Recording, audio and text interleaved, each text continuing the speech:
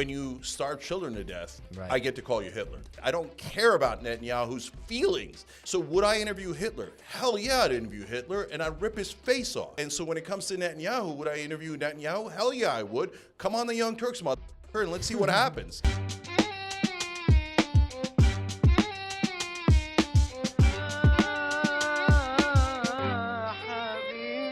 Habibi House. What's up, guys? Welcome back to the Habibi House podcast, the #1 Arab American podcast. And we have a very special guest today, Cenk Uygur. The correct pronunciation. Thank you for the example. Yes, don't get it wrong. And you never changed your name. That's awesome. Yeah. Thank you for thinking it's awesome. Yeah, no, I love it. I'm the same. You know, people are like, you got to change your name. It's Hollywood. You got to be more present. You know, it's brand. But thank you for being here. Thank you for keeping your name. And Except you modified it slightly, the last name, right? The pronunciation. Yeah. You were telling us the correct Turkish one is technically Uygur. Uygur.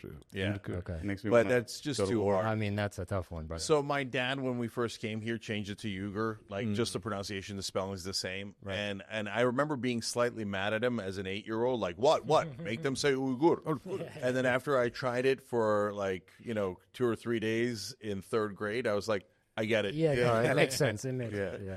That's funny. All right. So today we have a giant in the media world and the activist world with billions of views all time. He's the founder of the #1 most engaged news network online, a force that has shaken the The Young foundations. Turks. yeah. The Young Turks. A force that has I shaken watched the Young Turks since I was a young Arab. Bro, seriously. It's way back. the Young Arabs. Yeah. Yeah, man. Thank you, guys. Of course. A force that has shaken the foundations of corporate media and given a voice to millions who've been ignored by the mainstream. His platform has stood against misinformation, censorship, and genocide, demanding justice where others have failed. Cenk Uygur, the man who turned his vision for justice into a global movement, leading the Young Turks into the digital age and giving us the bold, unapologetic truth every day. From challenging the corrupt powers that be and pushing for progressive reform, Cenk has never backed down from a fight.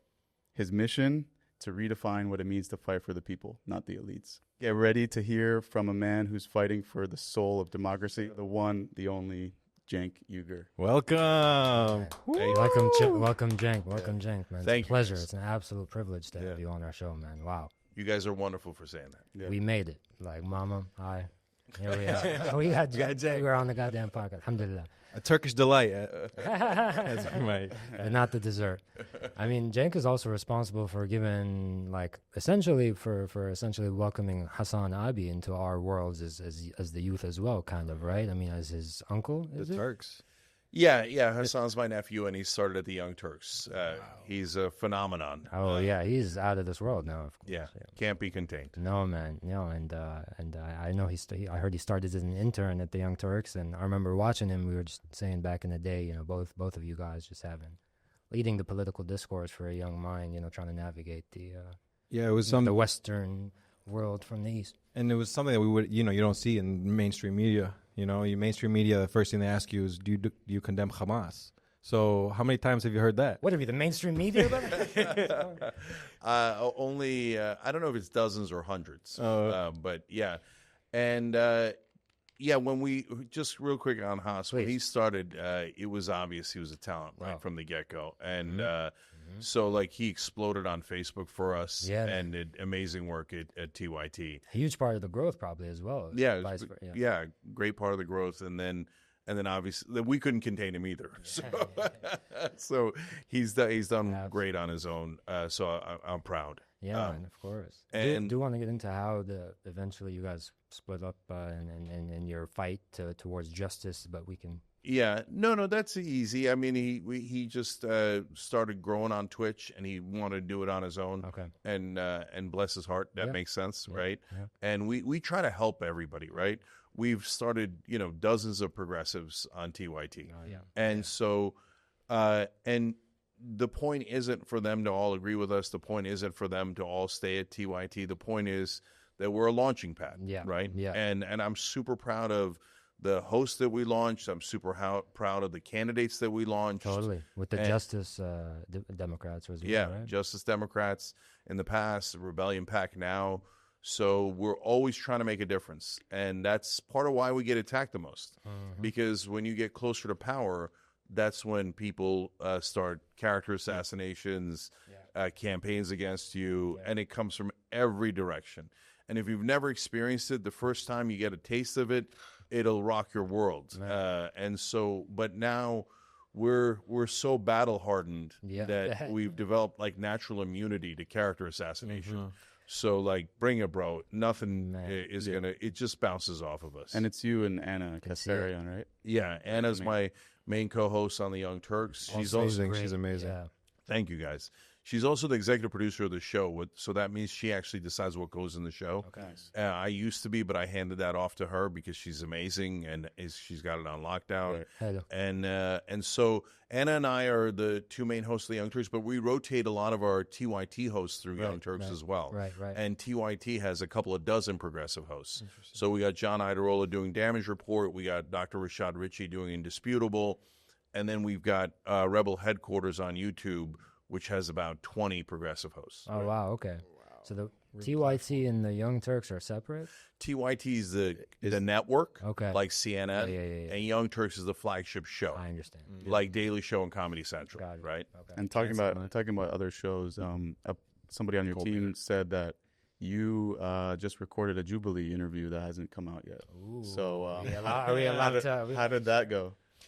It went interesting. Yeah. What was the title, or what was the Cenk vibe? Uygur Versus 30, Yeah, Cenk versus the world, kind of. Because I did something unique on there. So it's going to drop on August 3rd, I believe. Okay. And I did me versus 10 Republicans and 10 Democrats. Wow. Because I'm a populist and I'm against the establishment of both parties. And I think they're monumentally full of crap. Yeah. And the Democrats never do what they say they're going to do. And the Republicans, oftentimes will say that they're evil and will do it. Right. So there's no winning with those. Like, I'm still in the Democratic Party, and I believe in a rebellion within the Democratic Party, and I think we could take over the Democratic Party, and I could tell you guys how to do that. But I'm not in favor of Democratic leadership or the establishment. Right. So two-party system in general. Yeah, so it's trippy. I hope people check it out. Yeah, man. Because I don't know that I've ever seen anyone battle both parties at the same time. And did you record it after Mehdi's dropped, or? We actually recorded it, I think, back to back, because they said to me, "Oh, we just did Mehdi's," and I think he did it the day before, but he might have even done it earlier in the day. Nice. So after seeing those clips go viral, do you have any thoughts on is it? I'm not overly surprised. So Mehdi did a great job, and he's another great warrior in this battle. Oh yeah. Look, there's. I think that people sometimes look at it wrong in terms of when they look at right wing, left wing, Republican, Democrat. We're often defined by our most extreme elements, right? And that's not the entirety of the voters, right? And it gets painting it as the two extremes gets us to fight each other when a lot of times we could work together. But many actually fought the extremes. Right? Yeah. So that was super extreme right wingers. And those guys are the bad guys, to be honest. Man, some of the stuff they were saying, like the one guy with the fucking hat or whatever, talking about the mustache. Yeah, with the a villain from some cartoon. Supposed alleged Iranian saying trying to justify genocide of babies.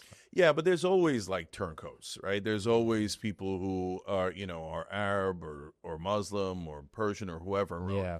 And it's so easy because there's billions of people that are in those categories. Yeah. All Israel or America or whatever needs is a couple of patsies to go on there and go one or two. Yeah, I mean, I've been dealing with that for my whole career in media. Oh, Bill Maher was like, "Oh, look at this one Muslim friend I have, the token." And he says all the other Muslims are super violent and dangerous and terrorists. Yeah. So it must be true. Ignore the other 1.6 billion Muslims and only listen to my beloved Muslim friend friend who hates all other Muslims and thinks Israel is demigod, and we should listen to whatever they say and bow our heads. Yeah, thanks, Bill. I'll take it under goddamn advisement, right? Yeah. But Why I'm does not that interested. not work better? They wonder. Yeah, but honestly, guys, It used to work. Now exactly. Yeah. So this is a different day. I mean, you guys are in a sense like growing up in media at a different time than I did.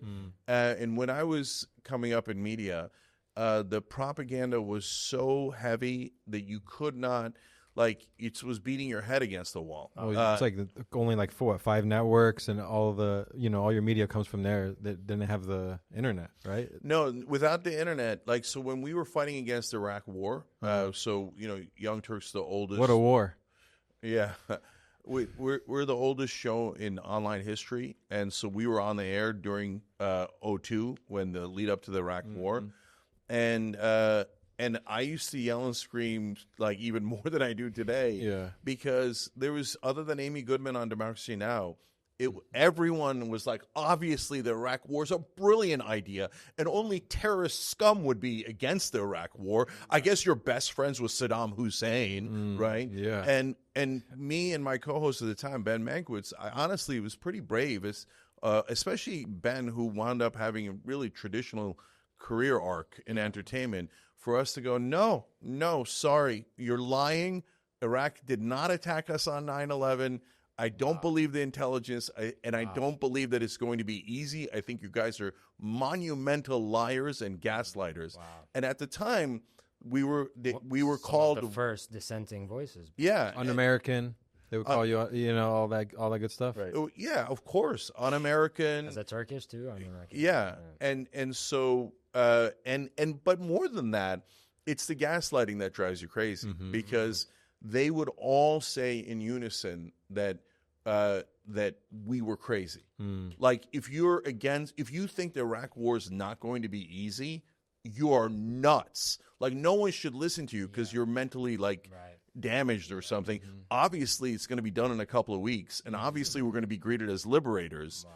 And they said that it would cost $1.7 billion, and obviously it cost at least $2 trillion, right? So, but when back then, and for a long, long time, when I called people in media liars, people were outraged by that. How dare you?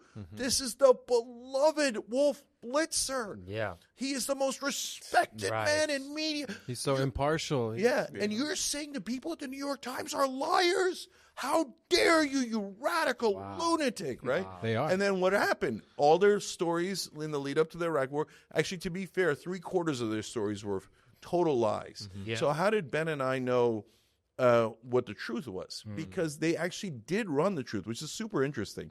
But they ran it on page A17 and A27, both the New York Times, the Washington Post, and all those outlets. They'd like mumble under their breath. By the way, they have no weapons of mass destruction, and they not the definitely disclaimers.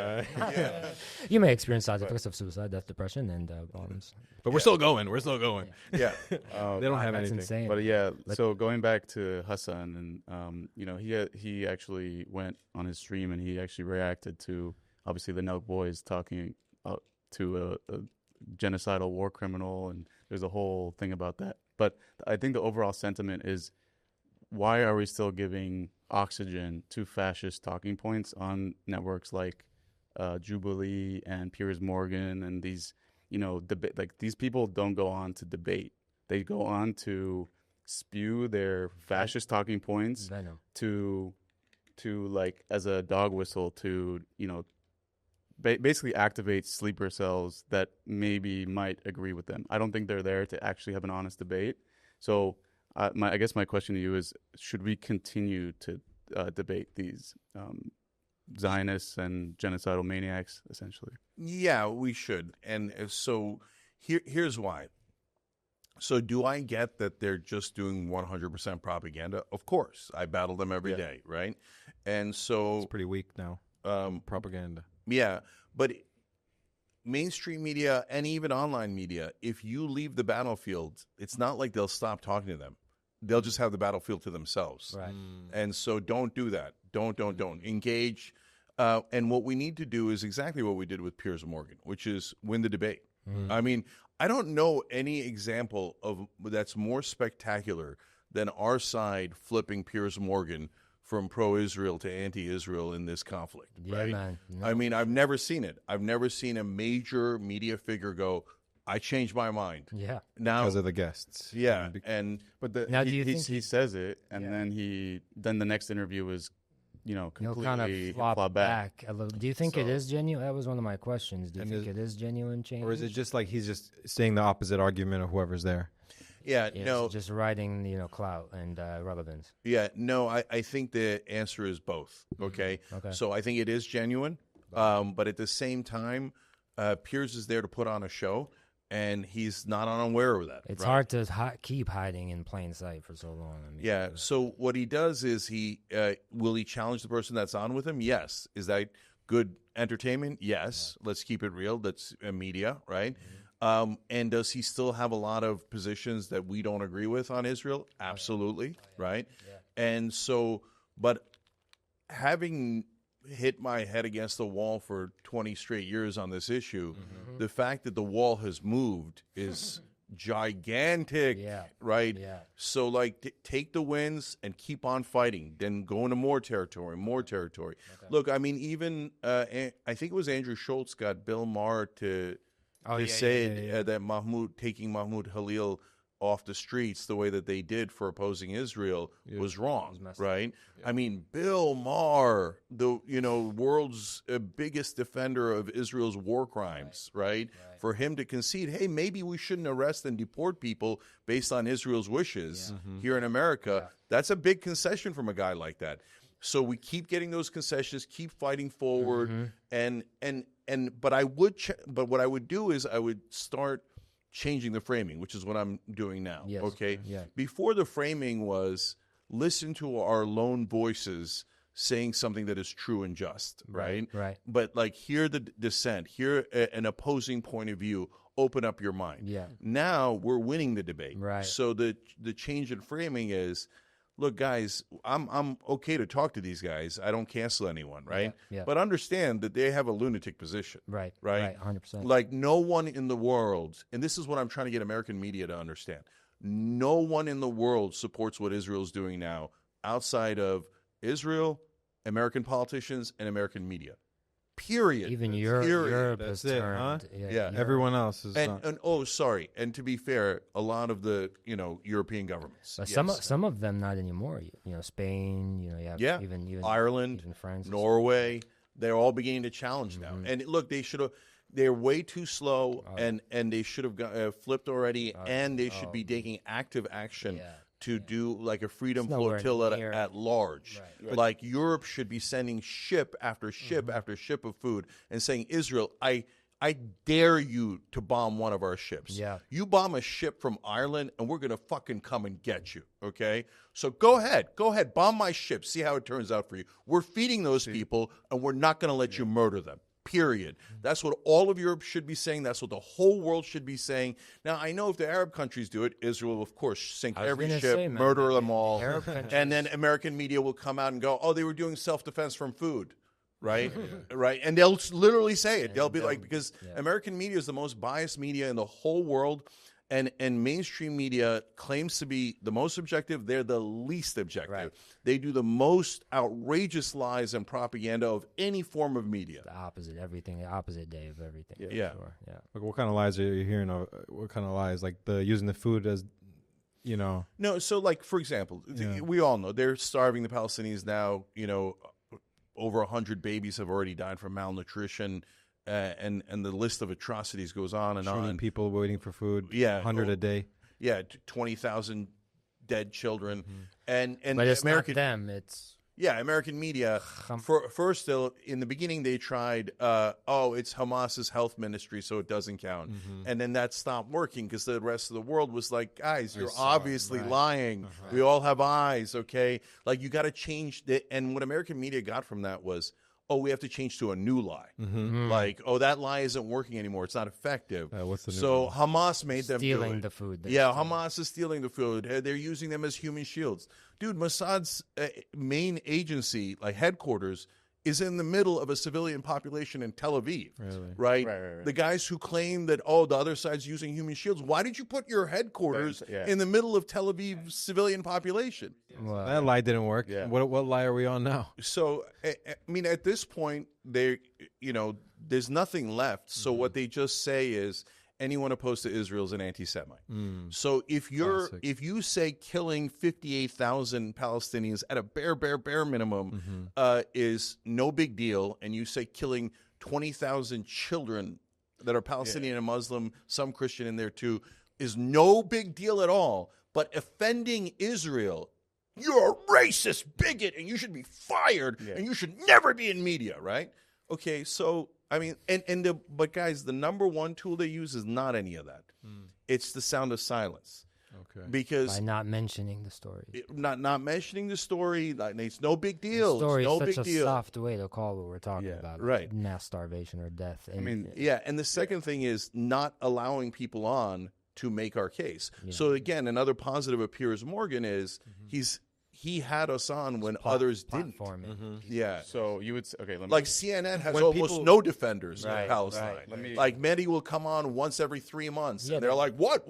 We've had 2 or 3 Muslims on the whole year. What, you stinking Muslims want more? You're all anti-Semites, right?" And they fired all the defenders. Exactly. They cancel all their shows, even with Colbert and all that. I don't know if that has to do with it. Let me ask this. Mehdi. So if somebody was on the pro-Palestinian side, on the Nekboys, on the Full Send podcast, debating Netanyahu, that would be justified? Oh, that would be amazing, actually. Not necessarily debating. No. Just to also somebody be there. on. So It doesn't even have to be pro-Palestinian. if Netanyahu, hold on. So if Netanyahu is there, if Netanyahu is there by himself, that's totally terrible. If somebody is there to offer the other side live, that's good. That's fine. I mean, it seems a little silly to do that with the prime minister as a debate, on the Nelk. I think it's silly to bring the prime minister on in general. But why are we on the Nelk boys to begin with? Like, No, I don't agree. So let me explain. It's a propaganda tour. Okay. Right. If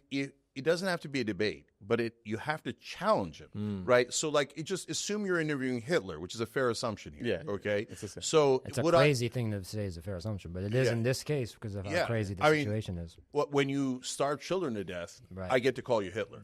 Sure. Okay, and if you're offended by that, I don't care at all. Oh, am I offending Hitler? Oh, okay. I'm 10,000 times more offended by the fact that Hitler killed 20,000 kids and is killing them daily, every day, and starving children to death.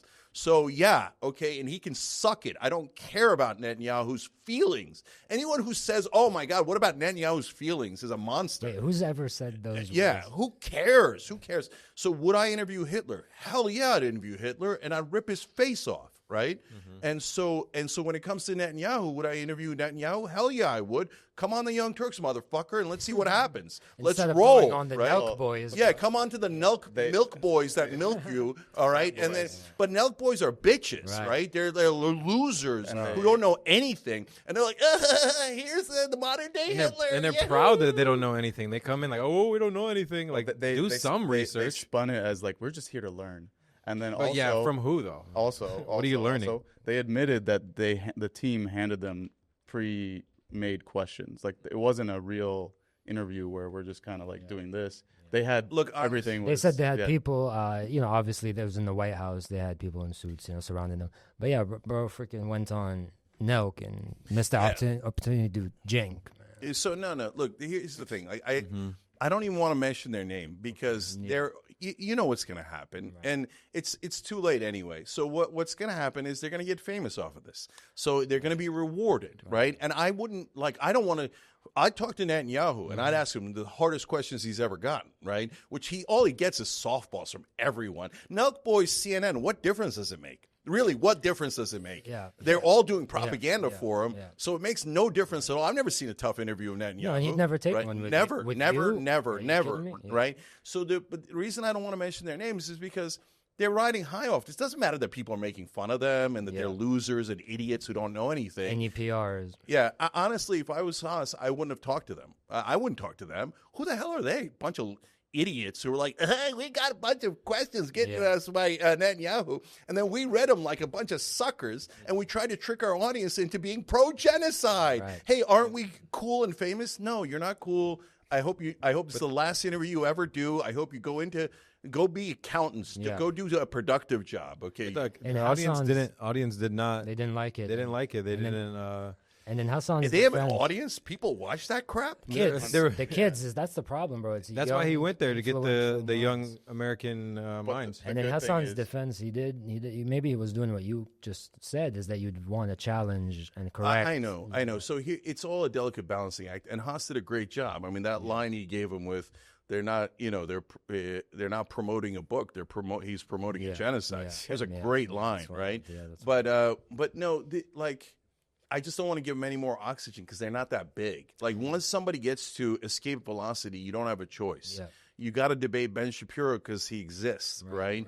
But those guys don't even exist. So stop making them like a real thing. I mean, because then what you're doing is you're incentivizing every stupid podcaster to go, oh, okay, now I'd like to interview Goebbels because I'm going to get famous, right? Oh, Ben Gvir, how many Muslims do you think we should murder? Oh, what a great idea. And what do you go, Chick-fil-A or KFC? That's your worst take ever. That being said, we have behind the scene word here, maybe in a Habibi House exclusive, that they are looking for like a opposing voice, which again, fuck them and what they're looking for. But do you think would that be something that you would go and kind of hand their ass to them? No. You already said no. Well, what does it tell you that world leaders are going on podcasts? For gins. You know, and it was happening during the election as well. Because of the audience. You know, like with all these, like the Andrew Schultz and all that.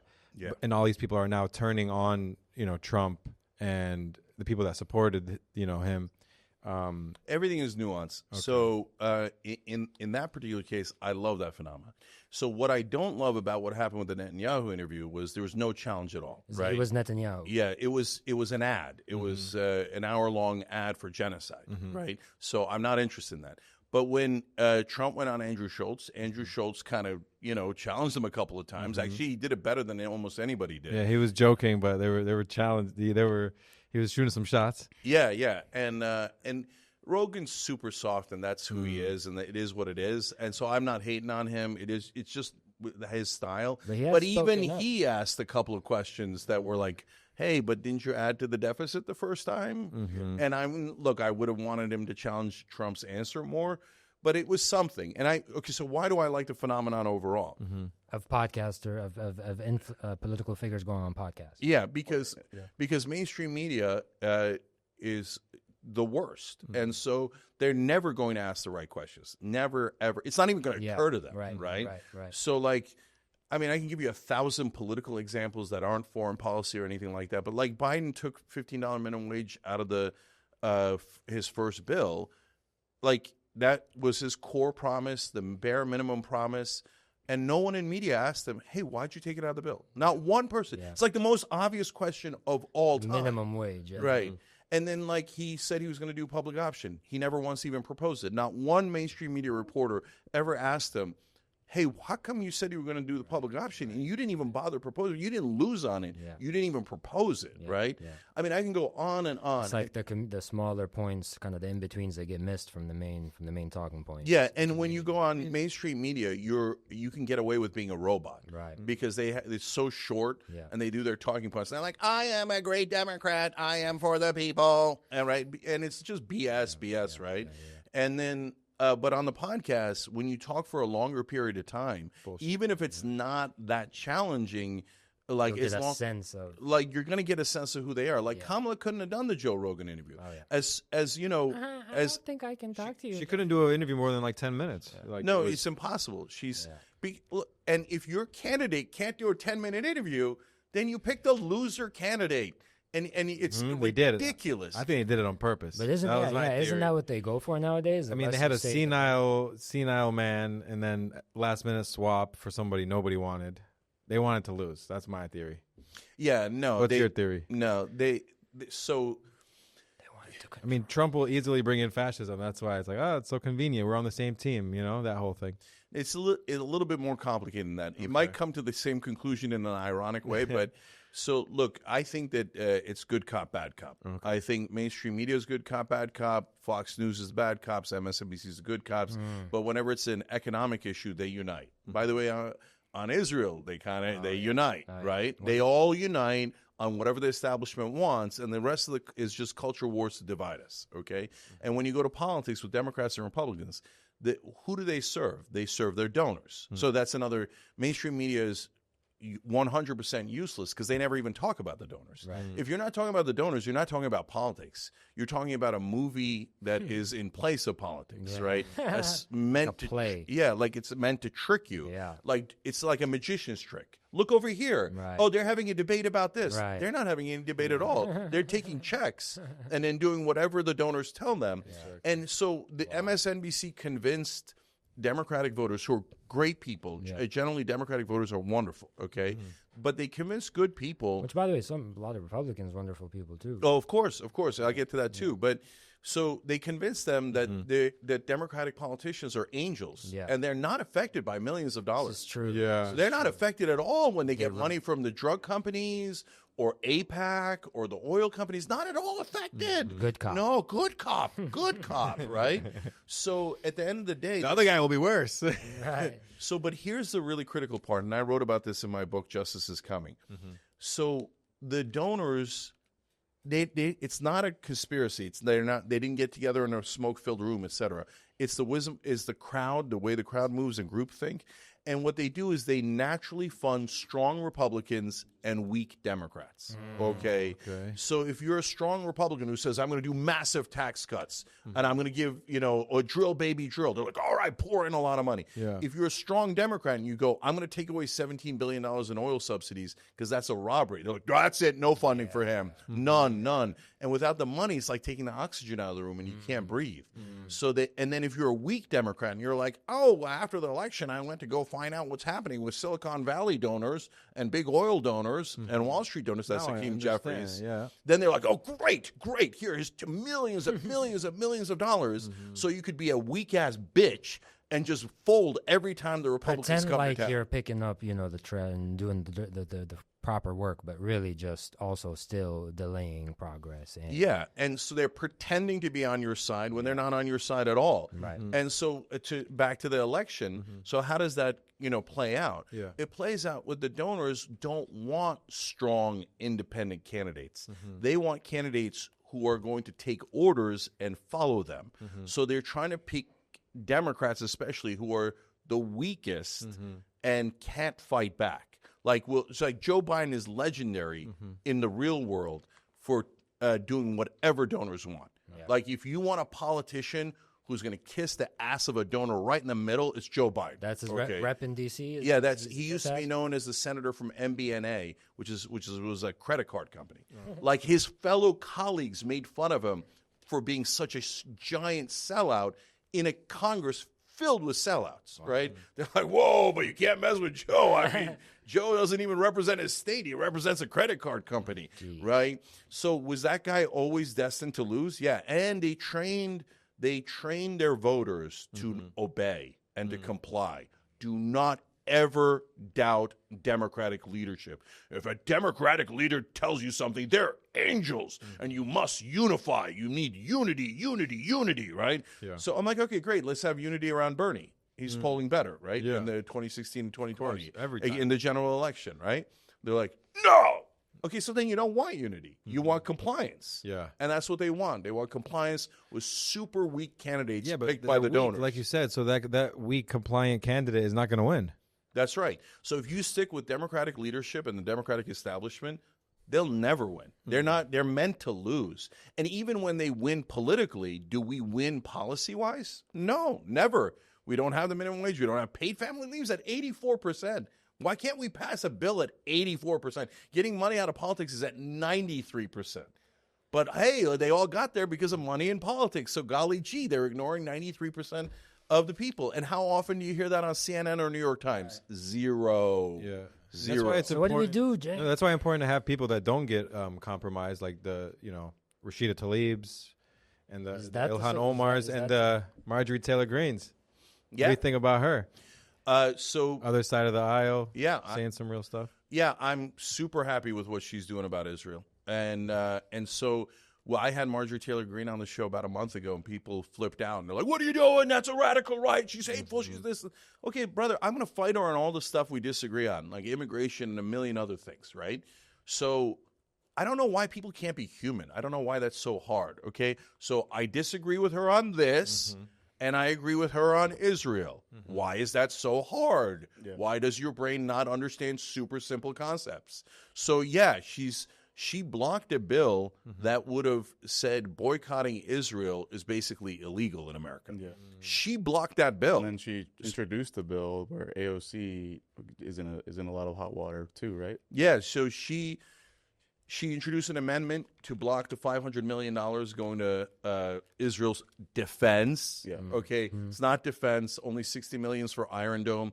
$440 million is not. You're just lying. It's offensive. Again, as a footnote, at the second to last paragraph, the New York Times will write, by the way, this is not actually defense. $60 million will go to Iron Dome. $440 million is just general murder the Palestinians fund, right? Yeah. And so, but in the headline is, Marjorie Taylor Greene, anti-Semite, trying to, all of the Jews in Israel are about to be killed because of Marjorie Taylor Greene and Ilhan Omar because they didn't allow for a defense. It didn't allow for a defense. They have nuclear weapons. They have a bigger military than the rest of the Middle East combined. Not allow for it. We already give them $3.8 billion every year. We're forced to give money out of our paychecks. All of us that earn money here are forced to pay Israel to murder Palestinians. It's disgusting. I can't stand it anymore. In the middle of the genocide, they demanded $20 billion. And all the Republicans and Democrats, all their disagreements, and only like Tom Massey and Ilhan and Rashida were like, no, right? And everybody else is like, of course, Israel commands it. And then if you say Israel commands it, in that particular, the $500 million vote, the vote was 422 to 6.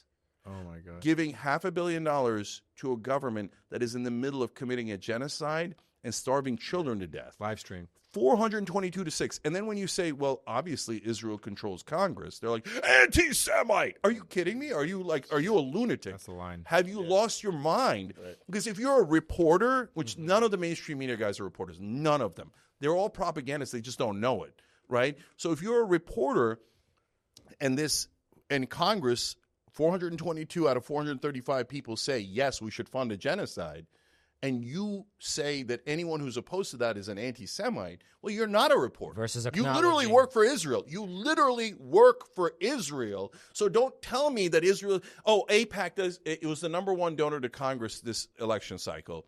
But mainstream media reporters will say that's not relevant.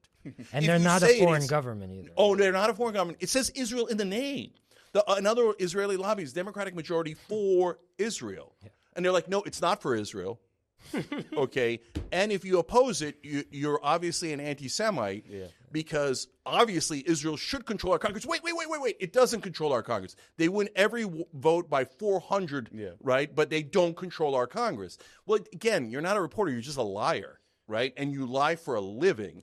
So, and their only excuse, their only fallback is not, hey, you're wrong. It wasn't 422 to 6. You're wrong. AIPAC didn't give the most money to the Congress. They can't say that because those are facts, right? So their fallback is racist, right? Anti-Semite. Ad hominem character assassinations. Yeah, right. But I've had my character assassinated so many times. Now you're built to steal, Cenk. Yeah. But the anti-Semitic accusation is so weak these days because it's like the cry wolf thing. Yeah, it doesn't work at all anymore. If you now look, are there real anti-Semites in the world? Of course. Of course. Those. Right. You know, those people are horrible. Yeah.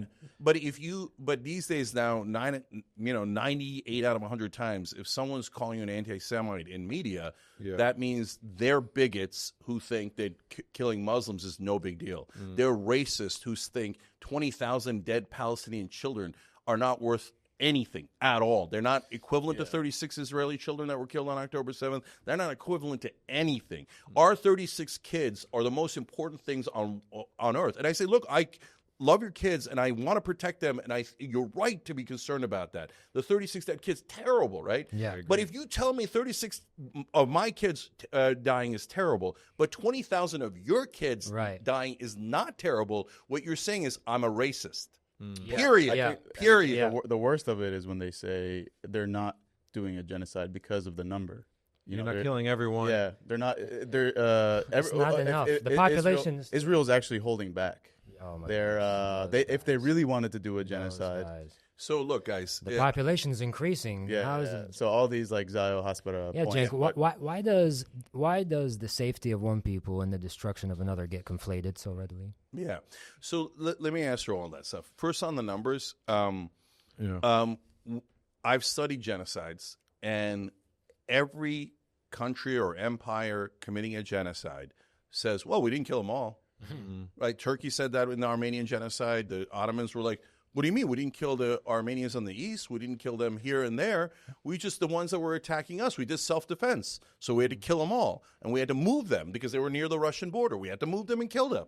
Of course. This is a sign of an honest man right here, to acknowledge his own, start with his own first. Yeah, and look, I'm a humanist, so I don't really care about any of the races or religions, to be honest. I protect Muslims, not necessarily because I come from a Muslim background, because I'm a decent human being, right? If the shoe was on the other foot and it was reversed, 100%. I would defend Armenians. Armenians, Jews, etc. I would look. Growing up, I thought, I wonder what I would have done if I was tested in the 1930s and 40s in Germany. Yeah. Because remember, the population in Germany had the same propaganda we have here, which is they were told over and over again by their media that the Nazis were the good guys and the Jews were the bad guys, and the Nazis were doing self-defense. They had to go into the Sudetenland for self-defense. They had to protect the ethnic Germans in the Sudetenland. And they were always doing self-defense in Poland. They were doing self-defense in the UK. They were doing self-defense in the concentration camps. And they didn't murder everyone.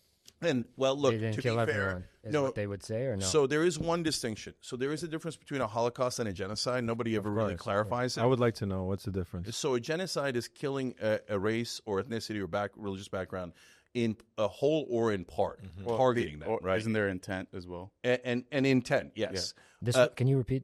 So a genocide is when you target a race, religion, or ethnicity in whole or in part, and you have intent to target them because of who they are. Whole or part. Now, or in part. Holocaust is when you try to wipe out an entire race, religion, or ethnicity. So Holocaust is different. And what the Germans did, what the Nazis did, was a Holocaust. So when the people defending a genocide say we didn't kill everyone, what they're saying is we're only do a Holocaust. They're saying we didn't do a Holocaust. We're only doing a genocide. But it's here's the thing. Right. What I'm saying, what I say is that it's an ongoing genocide. It's an ongoing Holocaust, because if Israel was left to their own devices, they would wipe out everybody.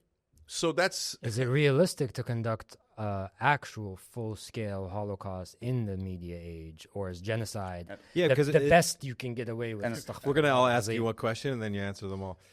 Yeah. Look, I wouldn't call it a Holocaust, and it's important to be right. It's important to be factual. Well, what is the word? The Holocaust. Holocaust is defined as killing by fire. That is actually I thought it was unique to Jewish people, that word. I didn't realize it could apply to any. No, if you try to kill every Peruvian, if you try to kill every Buddhist, you'd be doing a Holocaust. And what are examples of other Holocausts that have occurred? I don't know that there is another example. Really? Yeah. And so, look, history's complicated because, for example, the Mongols went into Baghdad, now 800 years ago or so, and they killed, at the time, Baghdad was the capital of the world. It had the most amount of people, the most trade, etc. And they killed 800,000 people. Every man, woman, and child in the city. Wow. You couldn't approach the city for months from the stench. Jeez. Okay, so you could argue Genghis Khan in them. Yeah, they did a bunch of it. Yeah, and so you could argue that was a Holocaust. Okay. But it's so far back in history that people don't bother getting into that. I mean, back then everybody killed everybody like ad nauseam. What about the blanket, the smallpox blankets? We don't even have to go back that far. I mean, there's Holodomor. There's Ukrainians starved by the Stalin regime, and that actually technically had more millions killed. So again, I think it's not just unique to the World War II that there was a Holocaust. And I believe, just like how you say interviewing Netanyahu's like interviewing Hitler, I think that Israel is doing an ongoing Holocaust in Palestine. Well, look, the point to your favor is that Ben Gvir, Smotrich, and other officials in the Israeli government, very important, influential people inside the Israeli government, are saying we would like to annihilate everyone in Gaza. Yes. Right? If they're left so if here. you're saying that you're in favor of annihilation, and including, by the way, a U.S. Congressman, Randy Fine, he's pro-Holocaust because he says we should kill everybody. We should nuke Gaza, kill everyone in Gaza, or starving Gazans is no big deal. So when you say we should do it in whole, he's not just pro-genocide. Representative Randy Fine is pro-Holocaust. Right. So in declared intention, at least. And these aren't outliers. This is like an overall sentiment in Israel, and you see that in the Knesset when they're literally the majority just voted to annex the West Bank. This has always about that. This has always been the. Is that wait? Does that mean it's like officially they're doing that's it? what they voted, and it's a unanimous decision. So they also voted to never give the Palestinians a state. They also voted to conquer Gaza. And so that's what I mean by mainstream media in America is almost nothing but lies, right? Because has mainstream media told the Americans, no, the Israelis are not doing this for self-defense. They're doing it for land acquisition. And that's a verifiable fact because their Knesset has voted and their cabinet has voted to do these things. So when you see Israel starving and murdering children and adults and women and grandparents and et cetera, understand they're doing that to steal their land, right? And they don't have to say steal, okay? They could say acquisition. They could say grab. They could say whatever they like. Buy what? Okay. It's right here. There we already own it. And then they're doing, land sales here in L.A. too for Israel or Palestinian land. So when I do say, well, they voted, this is definitely for land. It is not self-defense. It is to slaughter the people and take their land. Everyone in mainstream media will say anti-Semite, Right. Because they can't counter it. The vote, it's factual. They voted that way. There's no question about it. So since they can't counter it, and they're giant liars and they're paid to be liars, they then have to say character assassination, right? So, and in the old days, they do literal assassinations, although Israel still does. They've killed more journalists than every conflict in the world combined. But here in America, they realized, actual assassinations makes Martin Luther King bigger, not smaller. His cause more righteous, not less righteous. It adds to the cause, doesn't detract from the cause. So they switched to character assassinations. So if you smear someone, you bring down their cause with them, right? So instead of the cause getting larger, the cause gets smaller and gets hurt because they go, the guy, Marjorie Taylor Greene saying cut off funding to Israel, anti-Semite. And so if you agree with Marjorie Taylor Greene that we should cut funding to Israel, you're an anti-Semite and you hate people for just who they are. Right? Whereas if you kill them, you kind of put them in a legendary kind of a status. Not to compare to Tupac or anything, but it's like making a influential figure more influential by assassination. Assassinating the character is cheaper and easier. Because you were talking about anti-Semite, right? And people always say, it's anti-Semitic to say Israel doesn't exist or shouldn't exist because it's a Jewish state. What do you think about that? Is that valid at all? Well, it's delusional to say it doesn't exist. Shouldn't exist. So first of all, the whole framing of that normally in media, why do they always go back to the exist? Yeah. So understand that almost everything is projection, right? Okay. So when Netanyahu says that the Arabs or the Muslims or the Palestinians are doing something, he's talking about what he's doing. Like almost every time, like in that interview with every Zionist accusation is a confession. Yeah, almost everything he told the Nekboys or whatever they are was directly what Israel was doing, and he would say, the Palestinians or Hamas or et cetera is doing that. So in the right to exist, that one is my favorite, okay? Because Israel literally doesn't let Palestine exist, and it hasn't for 58 years. But they did this incredible magic trick. Switcheroo, where they're like, the Palestinians don't want us to exist. And all of American media, because at a bare minimum are preposterously stupid, and they're like, Israel's in danger of not existing. The Palestinians are in danger of not existing because their state literally doesn't exist because Israel won't allow it, and you're not outraged by that. You're not bothered by that. Would not be delusional to say that. But I found one Arab or I found one Muslim or 7 Muslims in the world who said that Israel shouldn't exist. Or That's a great danger. Okay, I could find you 12 guys who say America shouldn't exist. does that matter? It doesn't matter at all. America exists. We're the biggest military. We have all the nukes. The whole theoretical Israel shouldn't exist is just propaganda to take your eye off the fact that Palestine doesn't exist. Actually. Right. So like when it's people, an inversion. Everything's an inversion. So they say, do you condemn Hamas? For me, it's easy. Yeah, no problem. October 7th was terrible. You condemn the idea. Et cetera. Okay, but what I flip around and go, okay, now Israel has killed 50 times the civilians that Hamas did, and Israel has now killed 500 times the children that Hamas did. So do you condemn Israel? Just like this was horrible. Yeah. Should this not also be horrible? If killing civilians is terrorism, right. And obviously Israel's doing it on purpose now, sniper shots, bulldozing all the homes, destroyed all the hospitals, all the schools, all the mosques. Gaza's completely annihilated. They voted to take the land and keep killing and moving the Palestinians, right? Obviously intent. If you say there's no intent, you're a liar. And they're you're disqualified from the conversation because you're a fool or a liar, like obviously. So it's intent. So if you say, okay, I'm not going to condemn Israel. What you're saying is I don't really care about terrorism. Right. I was just using it as a trick, a prop to help my beloved Israel. Because if I cared about terrorism and I cared about civilian deaths, I would ask every single person who supports Israel, do you condemn Israel? Every interview should start with, do you condemn Israel? And if you don't condemn what Israel's doing now, you're disqualifying yourself. You're saying, I don't care about terrorism. I don't care about civilians. Starvation. I don't care about starvation. I'm a bad person. I'm a terrible human being. And I only care if Israel wins, and I don't care what happens to the Palestinians at all. Okay, but has a single mainstream media reporter followed up, do you condemn Hamas with, do you condemn Israel? Right. Never. Not once. Not once. And those fools really think that they're being objective. They're a bunch of idiots. They really are. They're very low IQ people. And same thing with the politicians.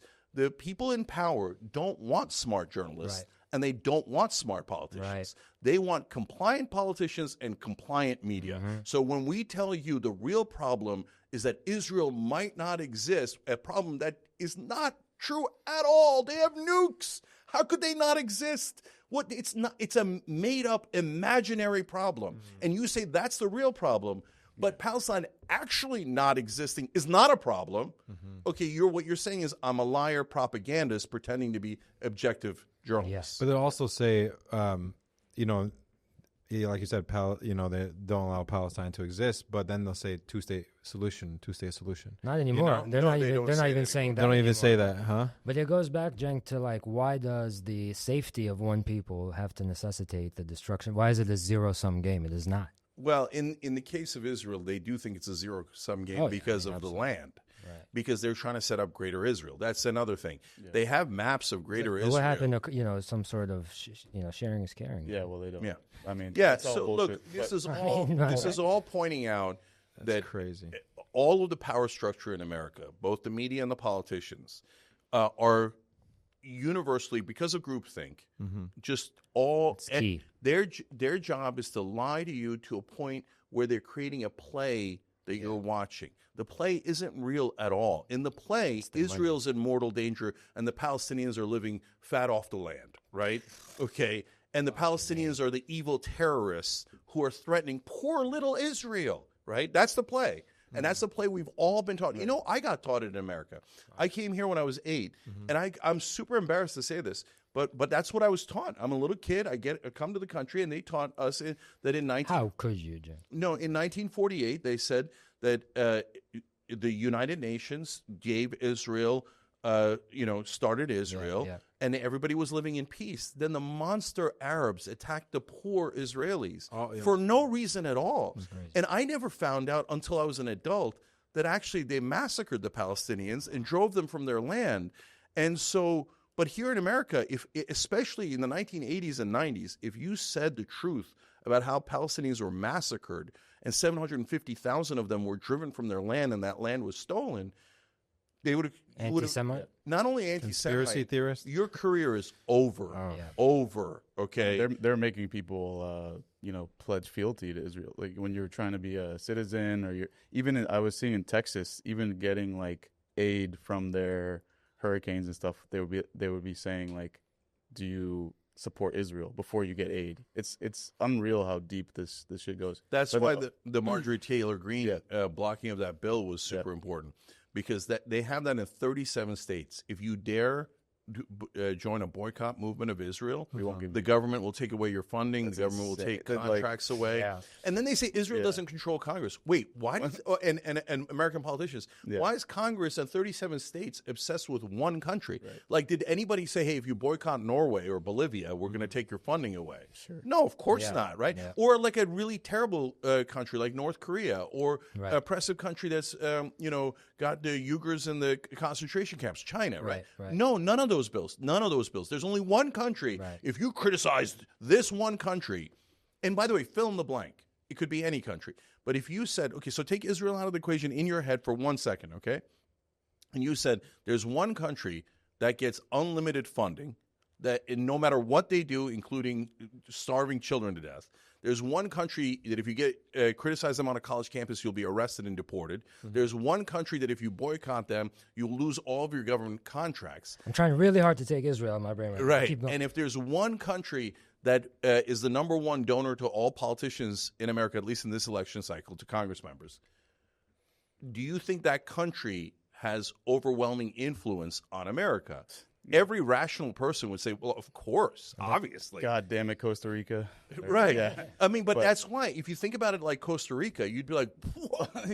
What? Why? Why would Costa Rica have this stranglehold on American politicians and media? What a bizarre thing. But when you say Israel, they're like, oh, yeah, of course. And if you oppose it, anti-Semite. Right. So that's why they made anti-Semite a joke now. Like at this point, within the context of the Israel discussion, if somebody's called an anti-Semite, that probably means they're a hero. Because they've taken all the true meaning and weight out of that word by weaponizing it politically. They weaponize it. You know what? Ad hominem attack. I'll go further. Okay, they're using Jews across the world as human shields. Wow. So what they're saying is, if you criticize the government of Israel, we're going to bring out all the Jews and say, you're attacking them. You're attacking them. Sure. And then we all know amazing, wonderful Jewish people, right? And we don't want them hurt. I got Jewish family. My nephew and niece on the other side are Jewish, right? I don't want them hurt. The guys I started the show with are Jewish. I don't want any of them hurt. So they trot them out and go, hey, you're hurting these Jews if you criticize Israel. So they're using them as human shields, right? So it has nothing to do with anti-Semitism. Is criticizing the Turkish government anti-Turkish? I criticize the Turkish government. It doesn't go. Am I anti-Turkish? It doesn't apply to any other. It doesn't apply to anything else because it's propaganda. Yeah. Right. So the overall sentiment, you are a very nuanced person. You said you're a humanist, you're a populist. You find, even with like interviews with Tucker Carlson, Tucker Carlson. I don't even know how to say it. Having like Marjorie Taylor Greene say things, Candace Owens, who there is value in all of it. Like the majority of the things that they say, people can fight them on it, but there is value, there is nuance to everything. Is that what you'd say, like, to end this?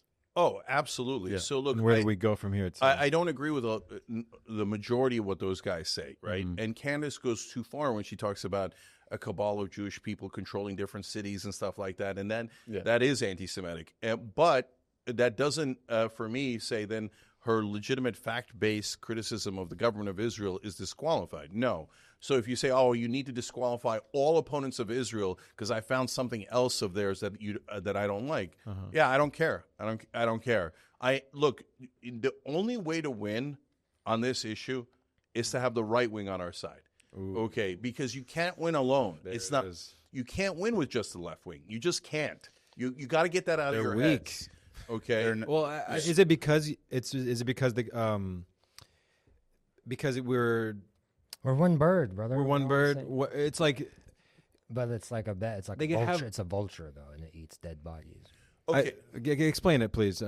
So look, because I understand the sentiment, but this country, any lobby, right, and it's true of all the lobbies, the drug companies, the oil companies, etc. Any lobby that's that strong, like the pharmaceuticals, have a deathlock on our Congress, right? Mm-hmm. They win every vote overwhelmingly, even though they're asking for a mental thing where we're not allowed to negotiate drug prices. The most anti-free market, anti-capitalist thing.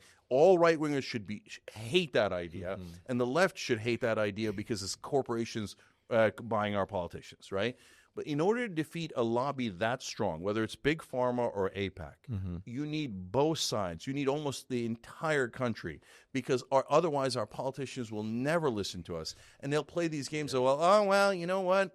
Now that the Republicans are in charge, they're going to do this. Now that the Democrats are in charge, they're going to do this. You're saying that both people from the parties, not necessarily the institutions themselves. No, the institutions are so corrupt, they're nearly hopeless. Yeah, that makes sense. I believe in the voters. I believe in the citizens. Well, and right now, what I'm seeing is tons and tons of right-wing citizens in this country going, enough. Oh, yeah. Enough. No, why am I paying for it? All right, guys. Why did Israel take over $300 billion from us? Okay. We're gonna get the merch saying America first. Cenk You know? president. Yeah, no, but by the way, I do say America first. Yeah. I say Americans first. That's my nuance, right? Yes, sir. Okay, because I'm not against the rest of the world.